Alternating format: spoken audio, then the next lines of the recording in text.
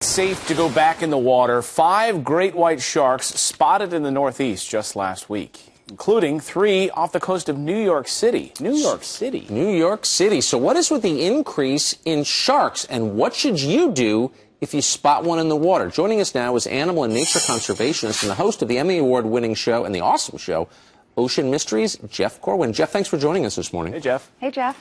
So, thanks, guys. Good morning. So there's a lot of misinformation about sharks, and we want to go through fact and fiction, and hopefully you can separate one from the other for us. So it's commonly believed that a tiny cut can attract a shark. Is that true? Interesting question. Well, the truth is it only takes a tiny bit of blood, a mere droplet of blood, to attract a shark, because they have an incredible heightened sense. So a shark in the water can easily pick up the presence of blood. And in fact, their ability to smell and their connections with regard to chemistries in the ocean is how they target their prey. So it is not impossible for something like a prey item like a seal or a fish that is bleeding to actually attract a predatory shark. Jeff, why are we seeing this resurgence of sharks? We mentioned off the coast of New York City. It seems like there's a lot more great white shark activity happening on our coast. Why? It's really an amazing, very successful conservation story. These are creatures that have been really vilified and targeted for generations, and all of a sudden their populations have become robust and they're rebounding. And basically it's because we're protecting the oceans better along the coastlines where they live. We're no longer targeting them. And the biggest reason why we're seeing a resurgence in sharks in places like Cape Cod or off of New York is because their prey, for example, seals like gray seals and harbor seals, have increased dramatically. And when you get more prey, the buffet opens up and the predators move in.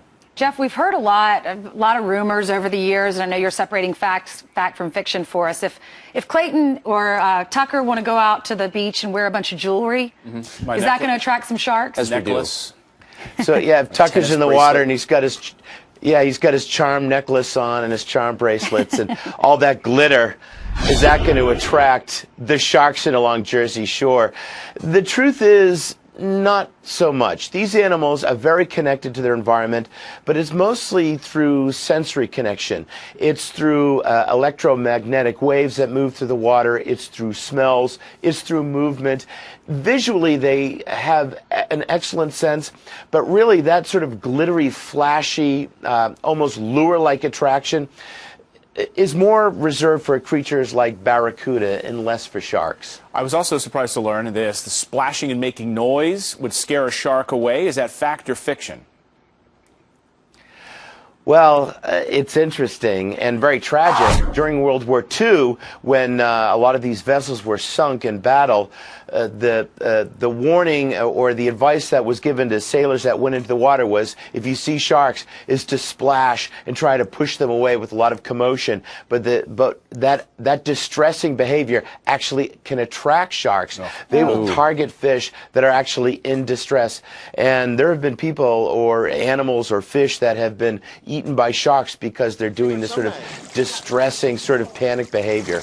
Oh, amazing. So the last two, we're running out of time, but the last two, time of day matters, you say.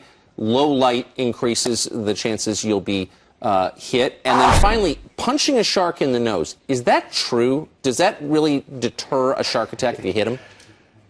Well, you know, they have a lot of sensory stuff happening in their nose, but I'll tell you what, you better have a good punch, because you could punch in the nose, it could slide right into the mouth. So I don't know if that's great advice. But if you're being attacked by a shark, which is so unlikely, you could be struck by lightning 3 times in a row before you'll get attacked by a shark.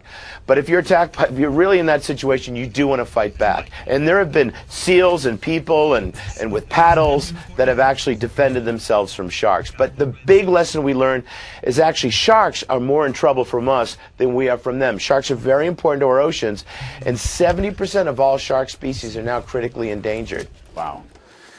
Jeff, great to see you this morning. Great information and breaking down some myths that we all long thought. Thanks so much, Jeff. Yeah, you saw, if you ever watched the 1960s Batman movie with Burt Ward and Adam West, and the shark jumps on Batman's leg, he punches it in the nose, and it falls off the ladder, and Batman. And that was real. There was no stunt double. Janice, I'm right. I know you're thinking.